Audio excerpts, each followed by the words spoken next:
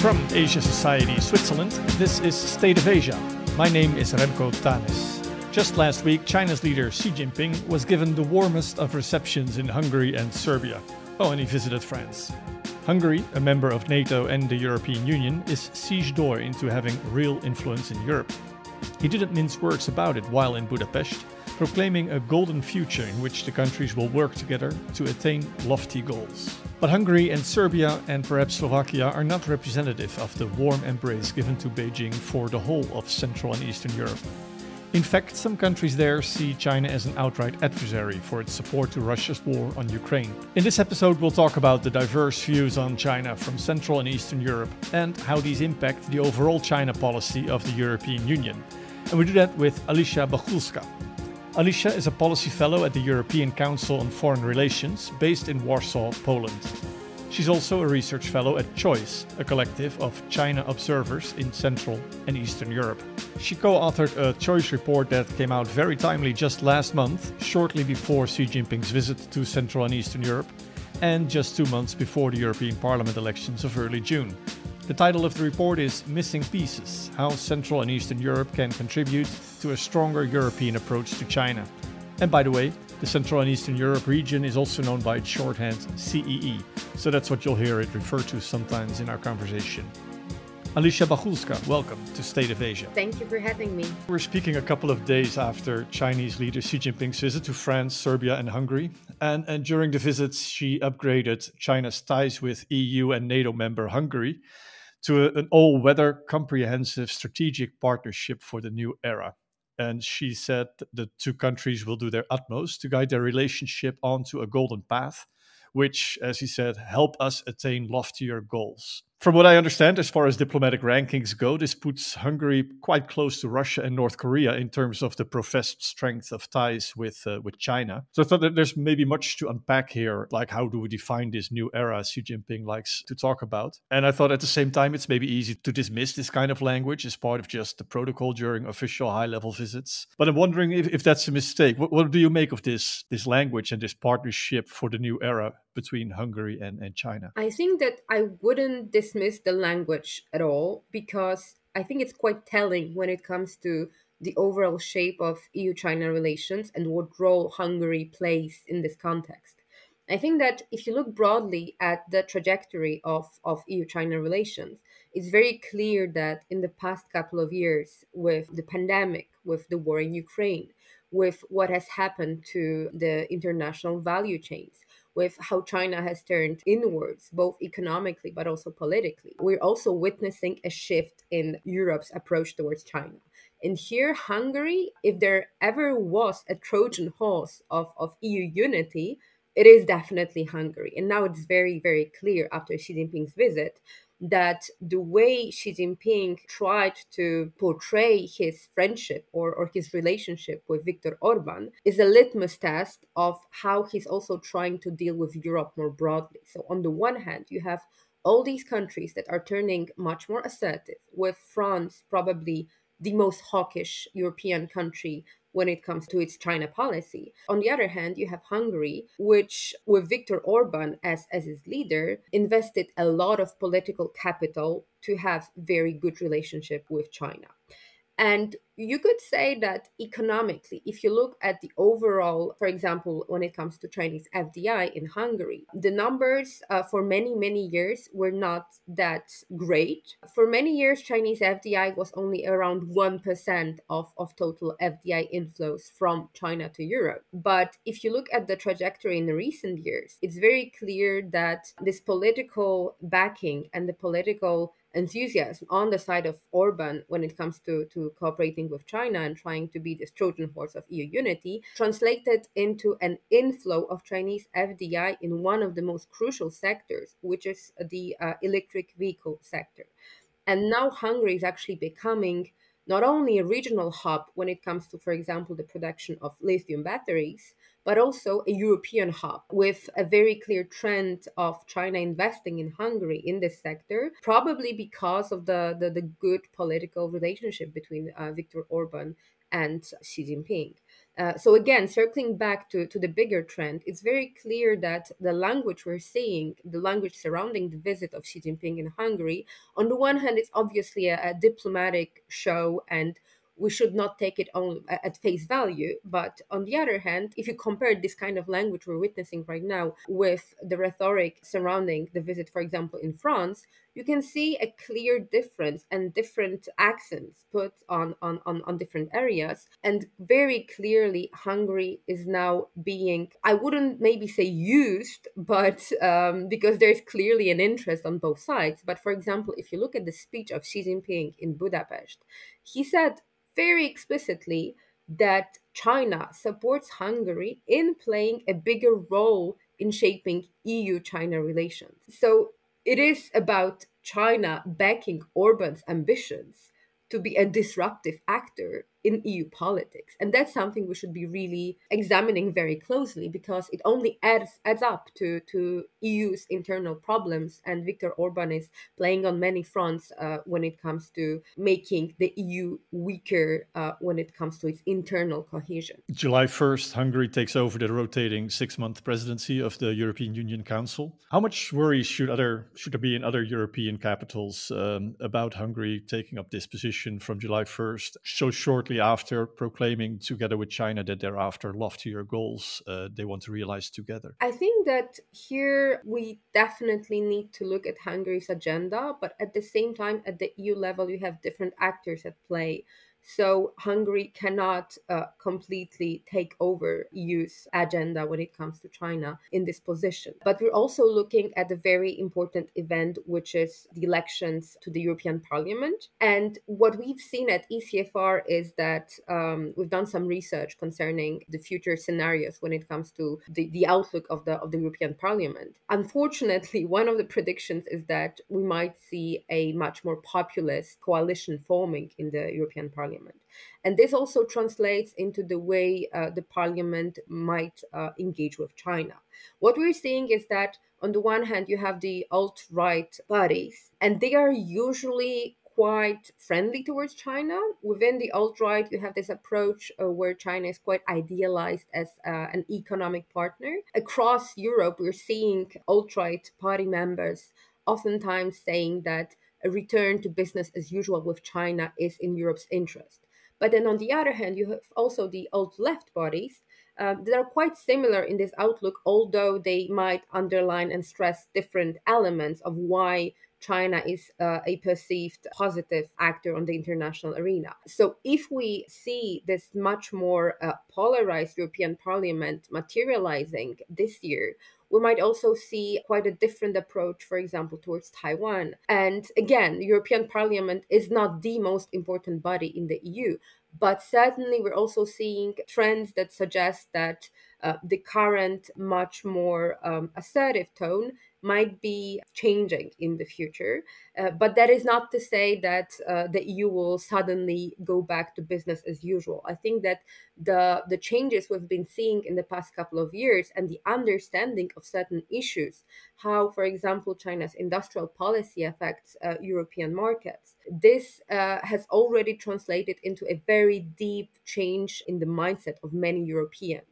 So it's not about reversing these trends, but rather maybe having a little bit more of a diversity when it comes to accentuating certain positions or perspectives. But this will be a long journey, definitely. You're part of Choice, the platform which stands for China Observers in Central and Eastern Europe. And last month, you co-authored a report titled Missing Pieces, How Central and Eastern Europe Can Contribute to a Stronger European Approach to China. And the paper says it seeks to answer the question of how Central and Eastern European countries can use their experience and unique perspectives on relations with China to contribute to a more unified, competent, and self-confident European policy towards Beijing. And I looked at those especially just adjectives, unique perspectives, and a more unified and competent and self-confident European policy, which made me think, okay, if you want to research how Central and Eastern European countries can contribute to that, does that also mean your research kind of concludes that the current European approach to China is incompetent and not so self-confident? I think it's visibly more self-confident, but the ambition of different European states when it comes to shaping a more proactive agenda towards China ranges from capital to capital.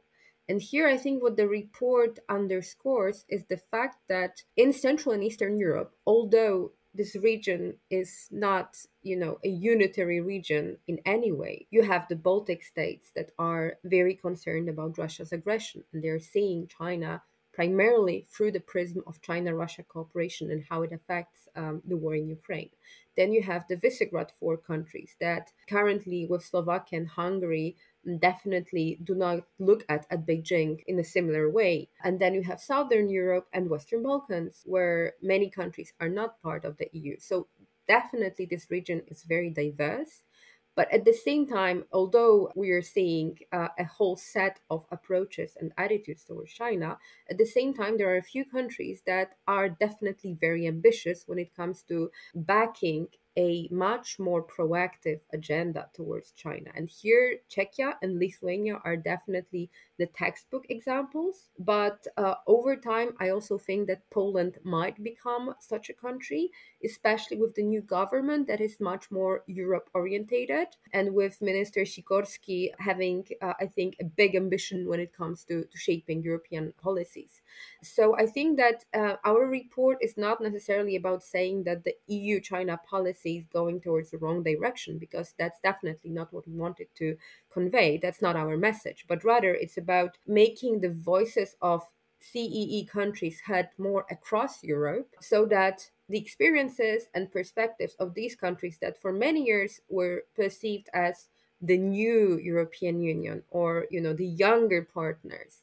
But it's been 20 years, and most of these countries that are EU member states are now fully grown members of this community. And if we can talk about any kind of we do have a voice and we do have different perspectives. And here, for example, the way we see China-Russia cooperation is something very crucial. That's a sensitivity that needs to be brought back into the European discourse at the EU level. And it is happening, actually. It is happening. We're witnessing that when it comes to bringing these sensitivities. I think we're now at the crucial point in time where, in order for the EU to become more resilient in the long run against the backdrop of global changes, of security challenges we're seeing, not only here in Europe but also in the Pacific, how these challenges are interconnected. We need to bring these voices and these perspectives into the European mainstream to make them heard much, much louder across Europe. Makes me think of something you wrote in a report, which says that some EU officials have fallen into the trap of talking about multipolarity, as China likes to see it, instead of multilateralism, that the contribution of CE countries lies in recentering the discussion on multilateralism. What's the issue that these countries have with China's view of a multipolar world, and how is multilateralism working better for them? And maybe how do you define the two? What is the difference exactly? Multipolar world for China is a world where US-led organizations, where the rules-based international order is undermined, is becoming weaker. And that's the order that gives security and guarantees sovereignty of most of these countries here in Central and Eastern Europe. And in this context, if you look at China's messaging towards third countries, especially in the global south, it's very clear that China and Russia shared this goal of upholding a multipolar world because of their shared interest in undermining the US-led international order. And I think that for CE countries, bringing this message to some of the audiences in the so-called global south could be beneficial, because it's about recentering this debate not around necessarily the US factor per se, but rather about the interests of smaller players. China and Russia are two countries that don't really, if you look at the kind of official messaging, obviously it states that they respect all countries, no matter big or small. But if you look at the intellectual discourse coming from China, it's very clear that it's directed and led by this idea of the survival of the fittest.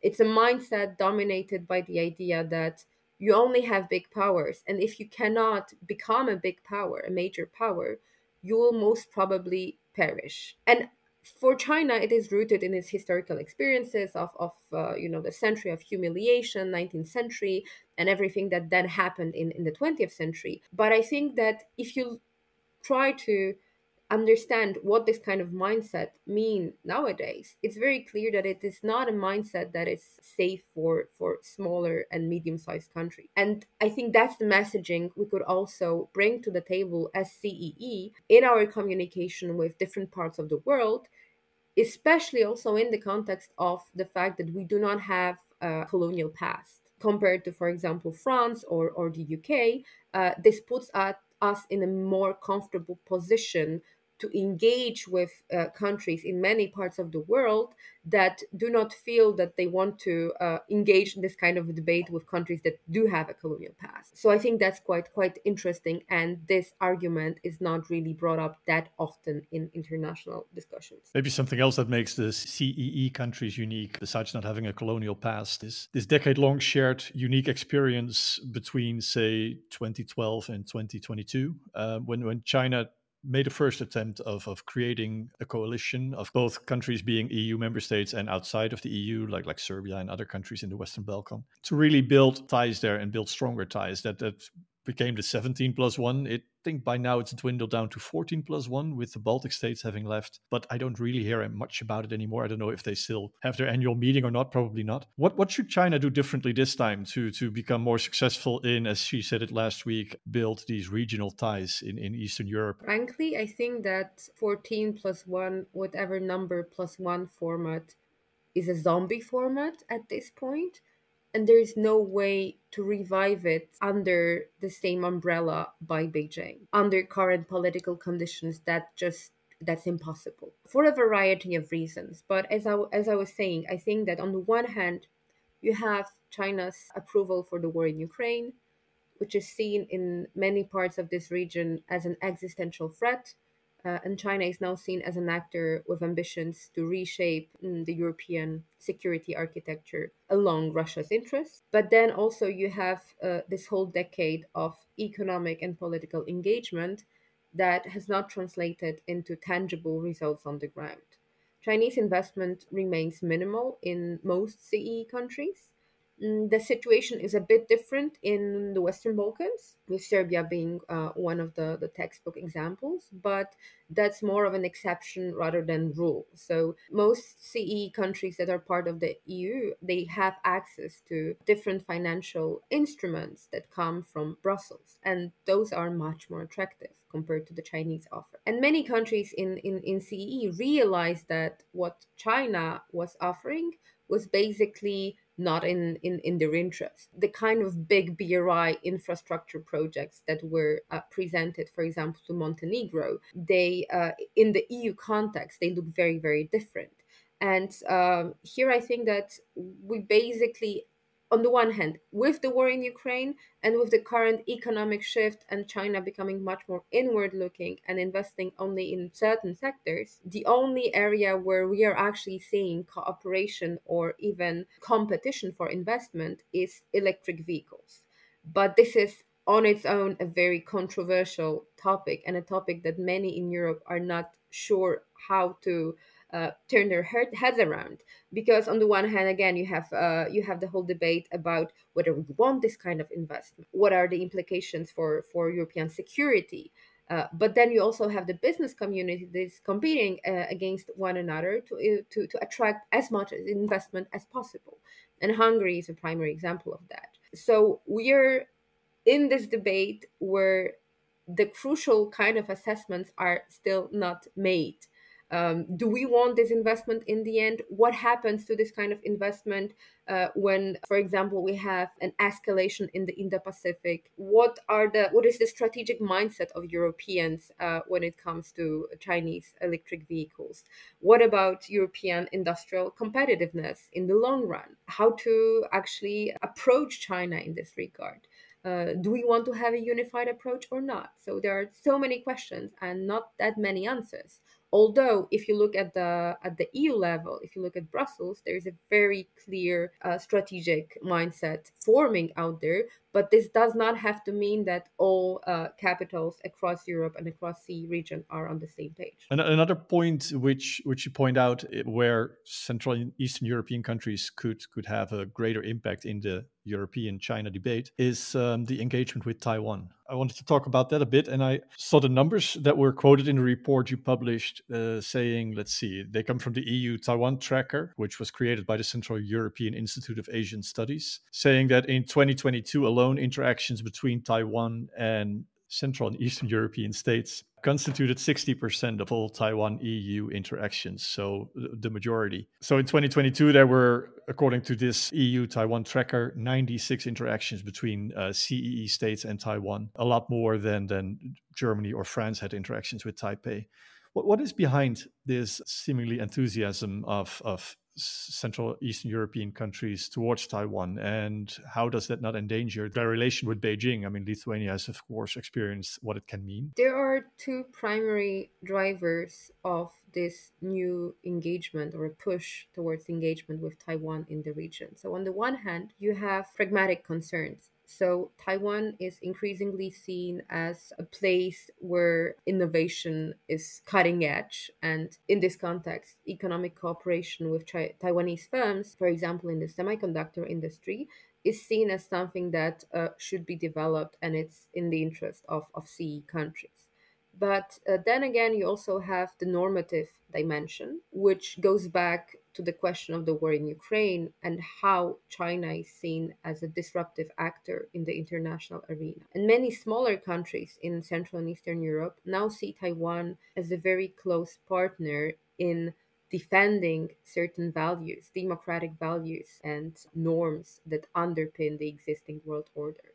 So it goes back again to the question of multilateralism versus multipolarity, how multipolarity is not necessarily in the interest of smaller countries that are also geopolitically located in quite dangerous zones, such as Taiwan and Central and Eastern Europe, right next to Russia. These two drivers are overlapping, and there are different political actors that try to exploit these dynamics. There is also a danger of overestimating the potential of Taiwanese investment in Central and Eastern Europe. And what we've seen in the report and what we wanted to underline in the choice report that you mentioned before is the fact that it's very important to, on the one hand, value cooperation with Taiwan as it is, but also not to create these overblown expectations that could potentially follow the same trajectory as with China-CE relations. So this China fatigue that was created a couple of years ago,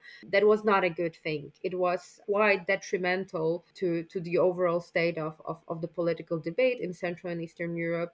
The debate was not reflecting the reality, but also I'm not trying to say that, it was only our fault, but China was also approaching the region with a lack of understanding of the diversity, of the internal diversity of this part of Europe. But with Taiwan, I think it's very important not to romanticize the potential of Taiwan CE cooperation. It's very important to keep the momentum going, but not to overshoot, because this might in the end create a pushback at the political level, with people becoming disincentivized to actually keep on cooperating with Taiwanese entities. Last month as well, the Asia Society Policy Institute published a report on what we could learn from Lithuania's experience with Chinese economic coercion. In late 2020, Lithuania decided to seek closer ties with Taiwan, including allowing Taiwan to open up a representative office in Vilnius. China responded with a de facto trade embargo. In response, Lithuania rallied other EU countries and other major countries like the US, the UK, Australia, South Korea, which increased its imports of Lithuanian goods even. Things seem to settle down a bit again. I mean, the Baltic states definitely have left, for example, that now pretty much defunct 17+1 grouping or 14+1. What do you see in Lithuania's handling of this? And do you think China learned anything from how to approach the region differently? I think that for China, this was quite a big surprise, the kind of dynamics that were unleashed by its coercion against Lithuania. I think that China did not expect Europe to act in support of Lithuania. And this was a bumpy road. This was not something that was very swift. But in the end, I think that now we're looking at a reality where the crisis or the whole situation between China and Lithuania has resulted in the creation of, for example, the anti-coercion instrument at the EU level. So we do have a tool at hand that can be used against third parties that use economic coercion against EU countries. But the question is, do we have the political will to actually implement this tool over time against the backdrop of all the pressures coming from different directions? But overall, I think that Lithuania's case, it's a very interesting one, but I think it won't be emulated by other countries in Central and Eastern Europe. Lithuania had a very specific background. So it's a very small country. It's a country that is very, very closely aligned with the US in terms of its security guarantees and the security considerations, but also a country that did not really have very, very close ties or over dependence on the Chinese market. So for Vilnius was basically able to completely redirect its foreign policy without being that much afraid of the side effects of this behavior. The report mentioned several times the unique experience that Central and Eastern European countries have had in dealing with China over the past decade. And I thought one of the conclusions in the report was really interesting, that said that most Central and Eastern European countries have adopted a consistent and principled values-based approach in dealing with China, which the report says seems to be more difficult to achieve in some Western European countries with higher business exposure and more intense company pressure in China. Sounds a bit like, well, the Central and Eastern European countries don't have that much to lose, like Lithuania, in trying out different things. But can you color that in a bit for us? What is this principled approach, and where in Western Europe then is it more difficult? I think this goes back to the broader debate about the role of Central and Eastern Europe in European politics. For many years, for example, in the context of the 17 plus 1, 14 plus 1 platform that we talked about, there was a widespread belief in so-called old Europe that CEE region is a Trojan horse of the European unity. So when this political renaissance of CEE-China relations started around a decade ago, many observers and politicians in Germany, in France, were very concerned about what is actually going on the ground here in Central and Eastern Europe. And for observers on the ground here in the region, this was read as an act of double standards. Because if you look at the trajectory of EU-China relations, Western Europe was the driving force of engagement for many, many decades.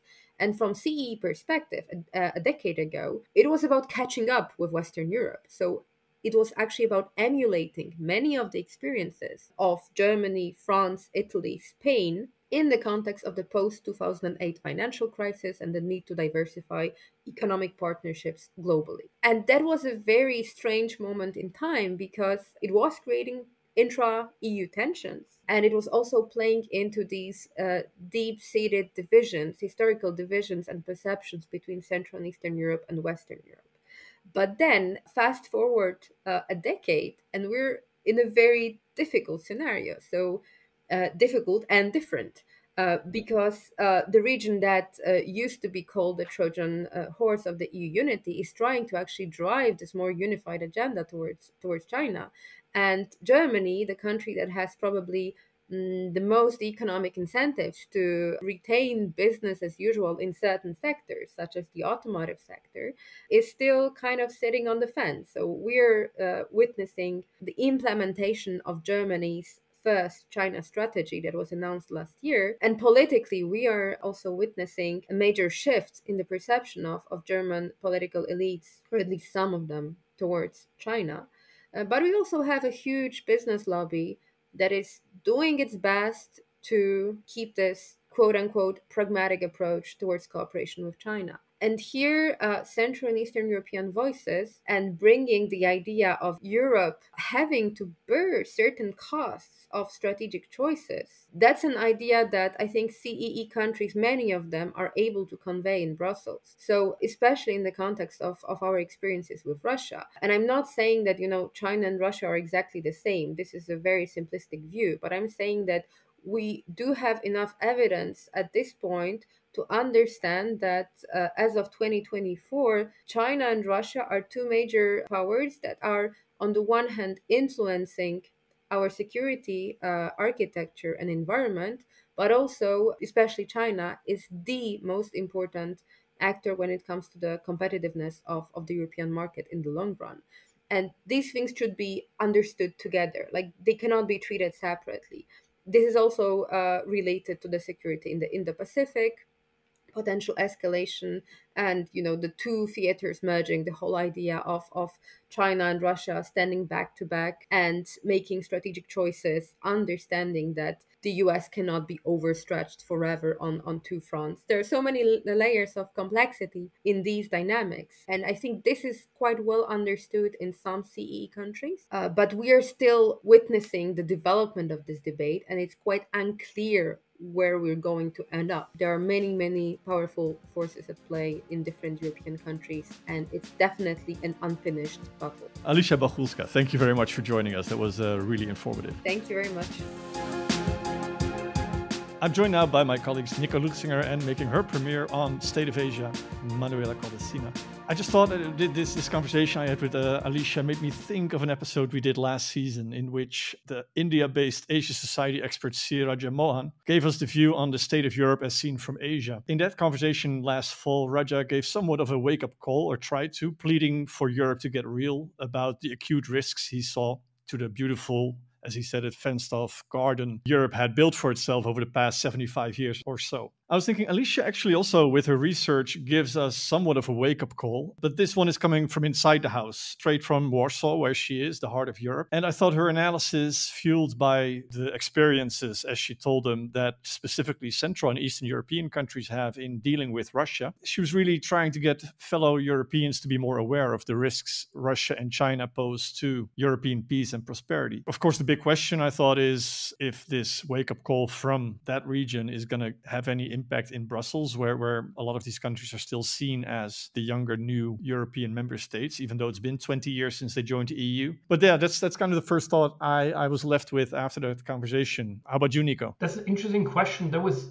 not a thought I had, but I think it's super interesting to ask that question. To which extent are the CEE countries, to which extent do they have a voice and agency in shaping European China policy? The one point I would make with regards to the broader topic of the wake-up call, far be it from me to ever disagree with the wonderful Raja Mohan, but I do think that there's almost something like a systemic issue with regards to sort of the criticism that's often leveled at the European Union and Europe, where sort of the criticism is that Europe is weak and divided and lives in this fantasy that we're in a garden. And I think much of this is true, and I would subscribe to this criticism, but I would also point out that I think it's almost a defining feature of the EU that it does not speak with one voice. And I've often felt that the EU gets not enough credit for this also sometimes being an advantage. And this is exasperation, so especially from the outside, whether it's the view from India or from the US. And so for Europe to finally get its act together and sort of come up with a coherent policy. And sometimes, even though, of course, we here in Switzerland are not part of the EU, I kind of want to shout back, but it's like, that's not possible. It's part of the idea that doesn't fully work. What about you, Manuela? What did you make of Alicia's points? I thought it was really interesting how the CEE countries, in a way, they end up being a small cosmos, just a small representation of bigger Europe, in a way, because there is sort of different approaches to the relationship with China, different consciousness, different attitudes as well. She's described the different groups within there, Hungary as opposed to the Baltic states, for example. And in a way, it's a nice representation of what Nico says, of the many voices within Europe, within one region of Europe. I mean, it's always really easy to jump on the big symbolism, like Xi Jinping in Budapest, who proclaims Hungary to be the best friend China has had, a partnership, blah, blah, blah, with a golden path to the future. I was in Budapest earlier this month, and I'm just walking the streets on construction sites and everything. You still see like the big project signs. I think I only saw them with EU flags on it and not with red China flags just yet. So it's these big symbolisms that do require some nuance. And I liked really to hear from Alicja and from the platform she works for, the China observers in Central and Eastern Europe, that there is a lot of difference in approaches to China in that region, and that it's neither the friendship that Hungary seems to have or the animosity that Lithuania had with China a few years ago. There's all kinds of shades of gray there. I'm not sure that if there was a huge construction project in Hungary financed by China, they would necessarily put a flag on it.